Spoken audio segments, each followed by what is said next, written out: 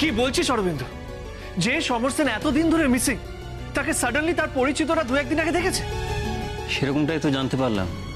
তবে কি জানিস, দেখেছে মানে যারা দেখেছে ভদ্রলোককে তারা কিন্তু নিশ্চিতভাবে বলতে পারছে না ওই ভদ্রলোকই সমর সেন। আমাকে কি বললো জানিস?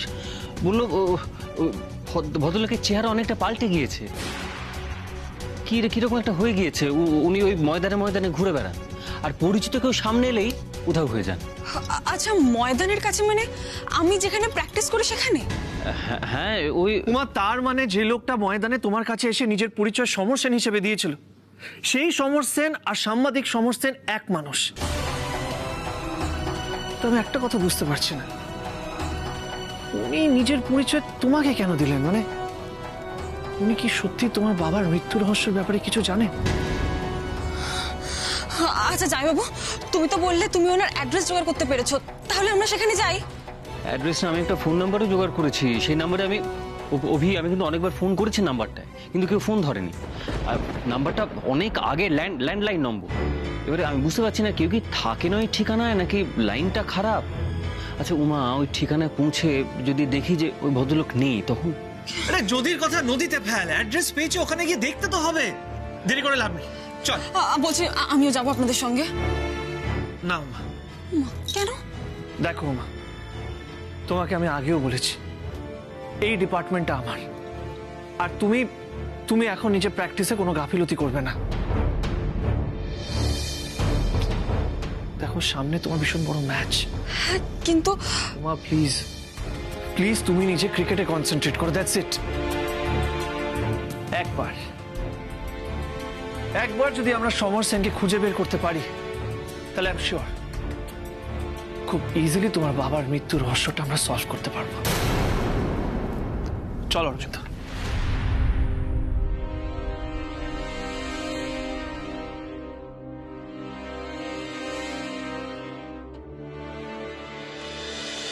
ভদ্রলোক যখন এতটাই অসুস্থ, তখন তো একটু ডাক্তার ডাকা দরকার ছোট।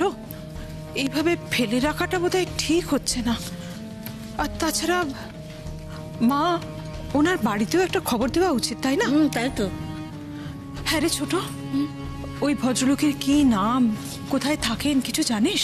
কিচ্ছু জানি না দিদি ভাই। আর তুমি বললে না ডাক্তারের কথা, তোমার ঠাকুরপুই ডাক্তার ডেকে এনেছে। তাই? হ্যাঁ, উনি দেখেও গেছেন। আমি ওকে জিজ্ঞেস করলাম কি হয়েছে বলো, ও না সবটা গুছিয়ে বলতে পারলো না। কলেজে তারা ছিল তো, বেরিয়ে গেল। মা, হ্যাঁ মা কার কি হয়েছে গো? সবাই ঠিক আছে তো বাড়ির? মানে তোমার ডাক্তার ডাকার কথা বলছো মনে হলো। না না না, চিন্তা করো না, বাড়ির সবাই ঠিক আছে। তবে হ্যাঁ, আজকে সকালবেলা নাকি আমাদের গেটের সামনে এক ভদ্রলোক অসুস্থ হয়ে পড়েছিলেন। তাই দেখে ঠাকুরপুর সিকিউরিটিদের বলেছেন যে তাকে আউট হাউসে এনে রাখতে।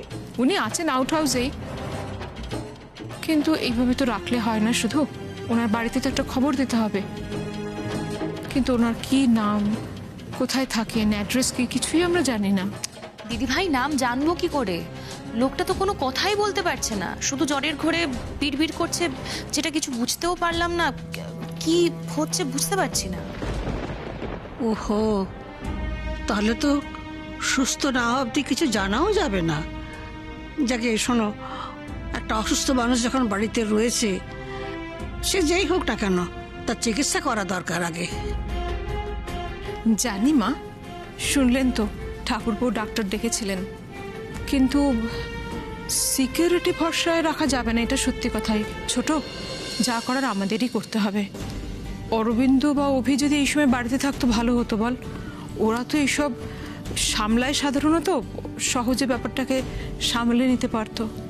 যাই হোক, দেখা যাক, আমরাই কিছু চেষ্টা করি। আর উনি যতক্ষণ না সুস্থ হচ্ছেন ততক্ষণ তো ওনার নাম অ্যাড্রেস কিছু জানতে পারবো না।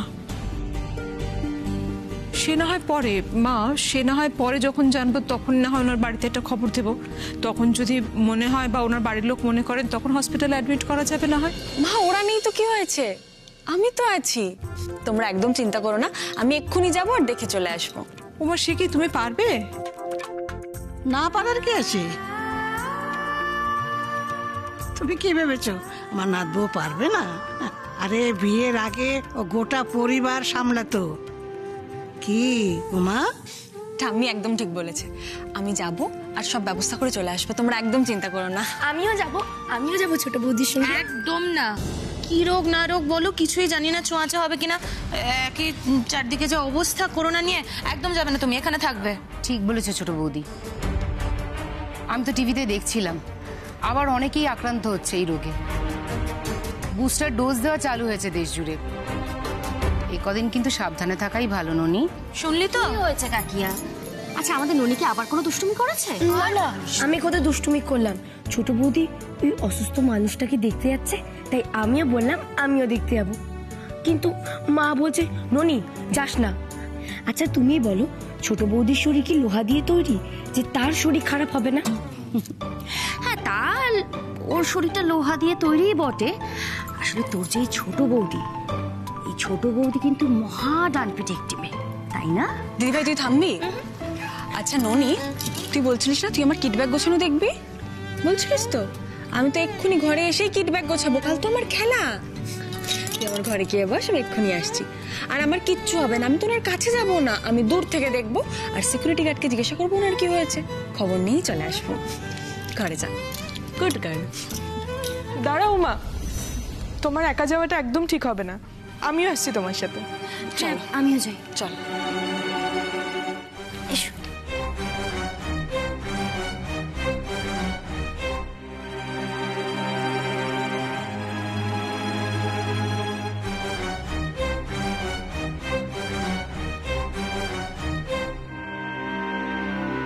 উমা,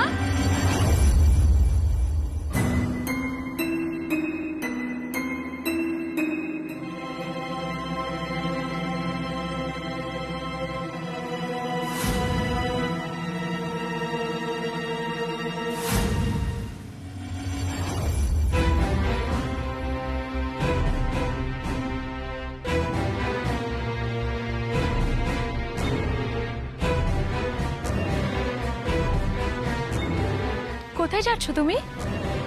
কাল না তোমার খেলা? আমি তো ভাবলাম সেই ব্যাপারে তোমাকে কিছু টিপস দেব, সেই জন্যই তোমাকে ডাকতে এলাম। এখন এখন তো আমি আসলে উমা কি বলো তো, আমার হাতে এখন একটু সময় আছে, এরপর তো আমি আবার জিমে বেরিয়ে যাব। আর তাছাড়া আমি তোমাকে টিপসগুলো দিতে চাইছি তার কারণ এতে তোমার উপকার হবে, তোমার খেলতে সুবিধা হবে। সবই বুঝতে পারছি, কিন্তু আমি তো এখন একটু উমা, খেলাটা তোর কাছে অনেক বেশি গুরুত্বপূর্ণ।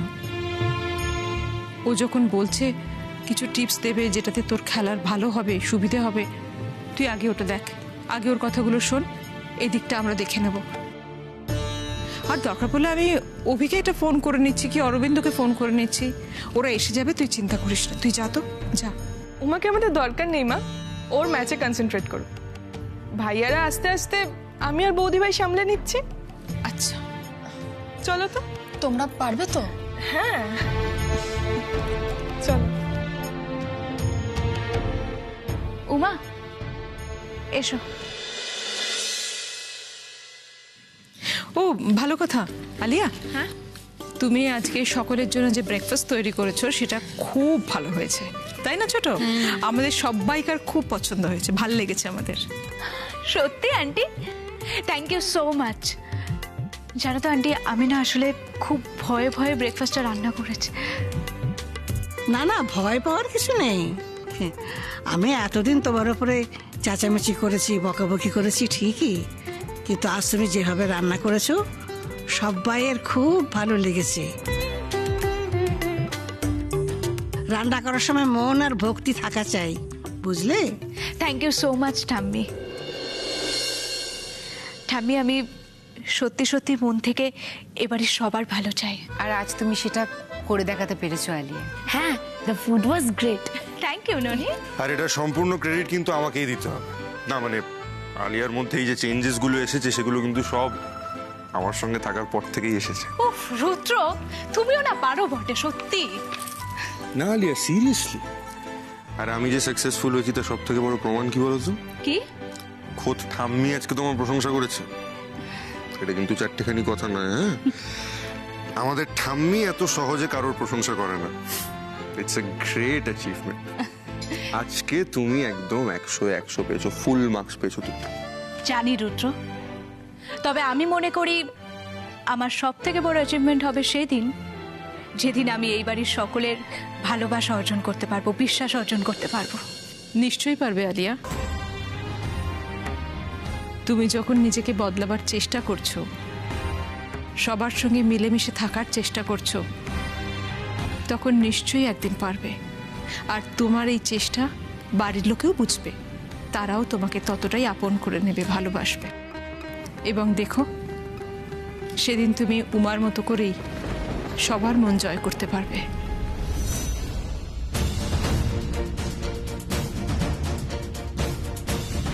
উমা, চলো উমা, আমাদের দেরি হয়ে যাচ্ছে তো, চলো এসো।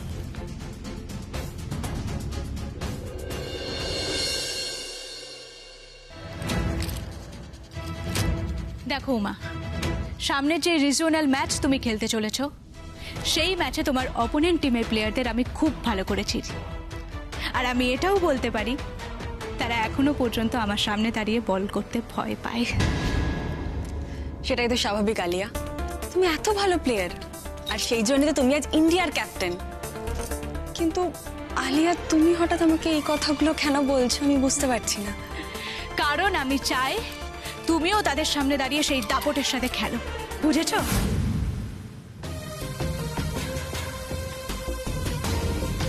উমা, আমি জানি তুমি এখনো পর্যন্ত আমাকে পুরোপুরিভাবে বিশ্বাস করতে পারোনি, কিন্তু আমি সত্যি তোমার এবং এই পরিবারের সবার ভালো চাই। আমি চাই তুমি খুব ভালো খেলে ইন্ডিয়ার টিমে সিলেক্ট হও। আমিও তো সেটাই চাই। কিন্তু শুধু চাইলে তো হবে না উমা, তোমাকে ভালোভাবে খেলতে হবে। দেখো, আজকে আমি তোমাকে তোমার ওপোনেন্ট টিমে যারা বোলার থাকবে তাদের ব্যাপারে কিছু কথা বলে দেবো, মন দিয়ে শুনবে কিন্তু, ঠিক আছে? হ্যাঁ, বলো। তোমার অপোনেন্ট টিমের মধ্যে বেস্ট বোলার হবে ইন্দ্রাণী। হ্যাঁ, আমি তো ওনার নাম শুনেছি, উনি তো খুব ভালো বোলার। ইয়েস, ও বলটাকে ঠিক এইভাবে গ্রিপ করবে, ঠিক আছে? ওর গ্রিপ দেখে তোমার হয়তো মনে হবে যে বলটা ফাস্ট ডেলিভারি হবে বা বলটা হয়তো সুইং করবে, কিন্তু না, বলটা স্লো ডেলিভারি হবে। তুমি তোমার পজিশন থেকে একদম নড়বে না, বুঝেছো? সেখানে তুমি যদি স্টেপ আউট করে বা অ্যাগ্রেশন দেখিয়ে খেলতে যাও তাহলে কিন্তু তুমি বল মিস করবে। তাই আমি তোমাকে আগে থেকে বলে রাখছি, ইন্দ্রাণী কিন্তু খুব ইন্টেলিজেন্ট প্লেয়ার, মনে থাকবে তো? তুমি জানো, লাস্ট ম্যাচে আমি ওদের বলে এমন মেরেছিলাম যে ওরা এখনো পর্যন্ত আমার সামনে দাঁড়িয়ে বল করতে ভয় পায়। আমি চাই তুমিও তাই করো, পারবে তো উমা? কি হলো, তুমি আমার দিকে এভাবে তাকিয়ে আছো কেন? দেখছি, তুমি বিয়ে করে এই বাড়িতে আসার পর থেকে প্রত্যেকটা মুহূর্তে আমি তোমাকে নতুন করে চিনছি আলিয়া। এই আলিয়াকে আমরা কেউ চিনতাম না। আমি ভাবতেই পারিনি তুমি আমার এগেনস্ট টিমের দুর্বলতাগুলো আমাকে এইভাবে বলে দেবে। Thank you Alia, thank you so much. Most welcome madam. কিন্তু শুধু থ্যাংক ইউ করলে তো হবে না, এই ম্যাচে তোমাকে সেঞ্চুরি করে মাঠ ছাড়তে হবে। কি পারবে তো? আমি আমার সবটা দিয়ে চেষ্টা করব। এই উমা, এদিকে একটু শোন না রে। হ্যাঁ কাকিয়া, আসছি। আমাকে কাকিয়া ডাকছে, আমি আসছি। হ্যাঁ যাও, আর কাজ হয়ে গেলে একবার এসো, কেমন? অনেক কথা আছে। আমি এক্ষুনি আসছি। কাকিয়া দাঁড়াও, আসছি।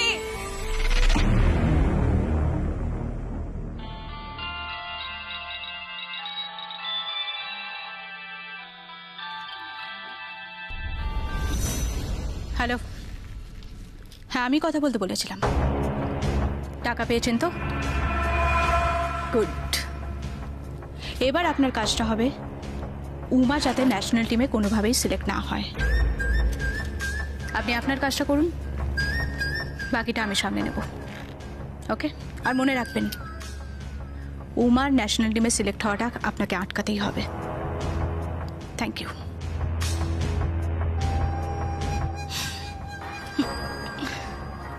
উমা,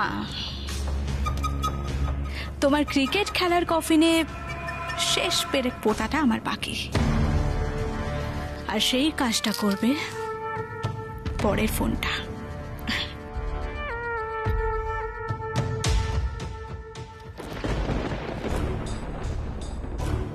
নমস্কার। কি ব্যাপার, বড় জায়গায় স্পোর্টস এডিটর হওয়ার পর তো দেখছি আমাকে ভুলেই গেছে না? না মানে ক্যাপ্টেনশিপ পাওয়ার পর সবাই ফোন করলো, খোঁজ খবর নিল, অথচ আপনি ফোনই করলেন না, হালিয়া বসকে ভুলে গেলেন। যাকে সেসব কথা থাক, একটা কাজের জন্য ফোন করেছি। বলছি, স্পোর্টস এডিটর হওয়ার পেছনে ড্যাডের অবদানটা নিশ্চয়ই আপনার মনে আছে। Very good. তো সামনে রিজনাল ম্যাচ। না না, আমি খেলছি না, উমা আচার্য খেলছে। উমা আচার্যকে নিশ্চয়ই আপনার মনে আছে। Very good. উমার বিরুদ্ধে আপনাকে এমন একটা রিপোর্ট লিখতে হবে যাতে উমা আচার্যর নামটা ক্রিকেটের দুনিয়া থেকে সারা জীবনের জন্য মুছে যায়। হ্যাঁ হ্যাঁ, আমি আপনাকে সব বলে দেবো। অবশ্য আপনি তার জন্য উপযুক্ত পারিশ্রমিকও পাবেন। বেশ, তাহলে আমি সময় হলে কল করি। ঠিক আছে, এখন রাখছি, কেমন? Thank you.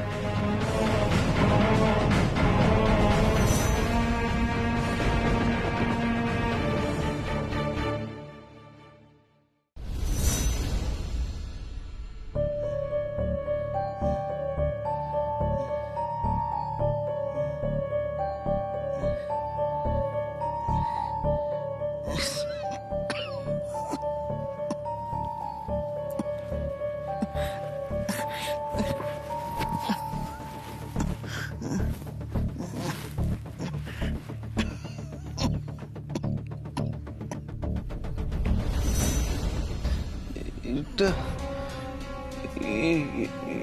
এটা কি অম্বরীশ আচার্যর বাড়ি?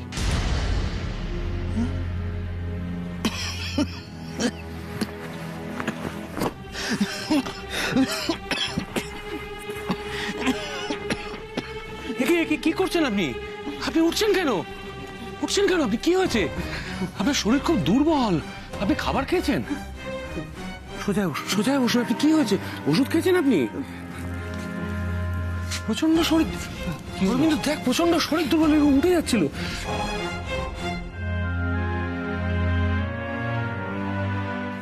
আমি যাবো। আরে উড়ে যাচ্ছিলেন তো আপনি। আপনি তো দাঁড়াতেই পাচ্ছেন না। আপনি দাঁড়াতেই পাচ্ছেন, আপনি যাবো যাবো করছেন কেন? আপনি একটু সুস্থ হন। আমি কোথায়? আমি এখানে এলাম কি করে?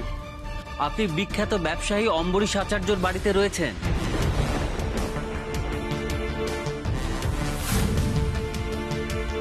এই বাড়ির বাইরে আপনি অজ্ঞান হয়ে পড়েছিলেন। আপনাকে বাড়িতে নিয়ে এসে আপনার চিকিৎসা করা হয়েছে।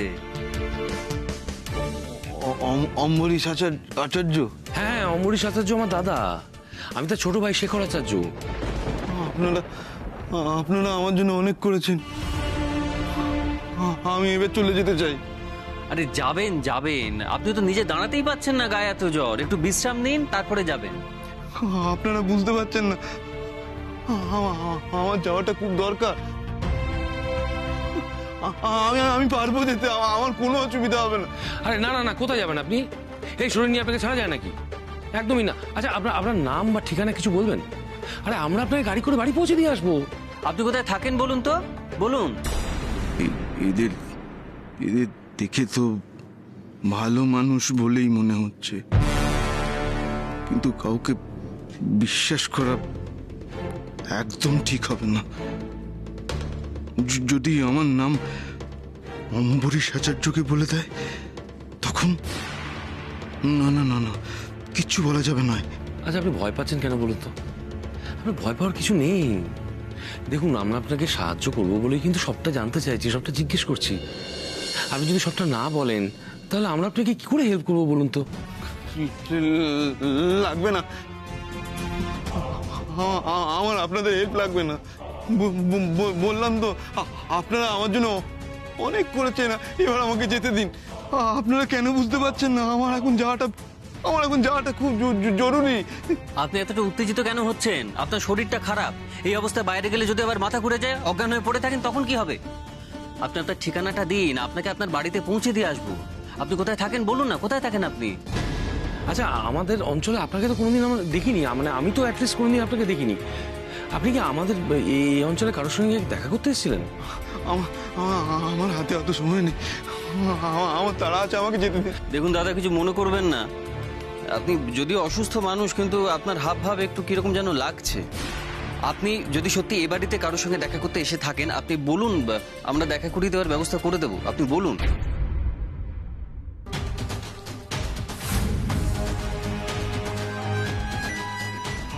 আপনাদের বাড়ির বউ উমা আচার্য, আমি একটু ওর সাথে কথা বলতে চাই।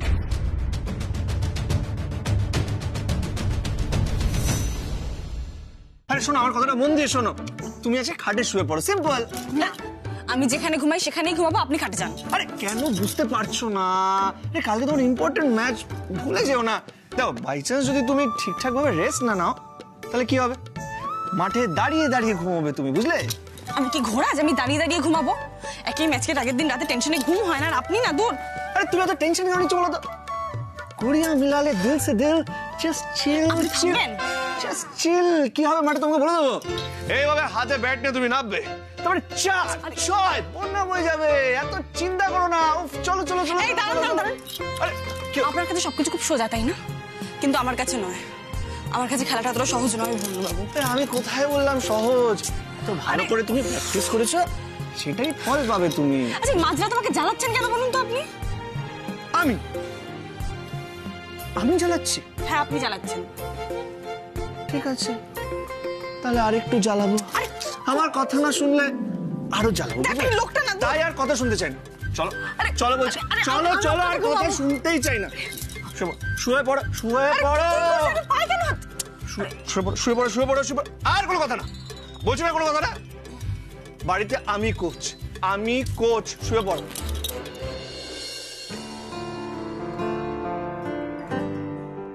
একটা কথা শুনবে না। মা উড়ন চণ্ডী, চুপচাপ চোখ বন্ধ করো, চোখ বন্ধ করো। উফ, ভগবান।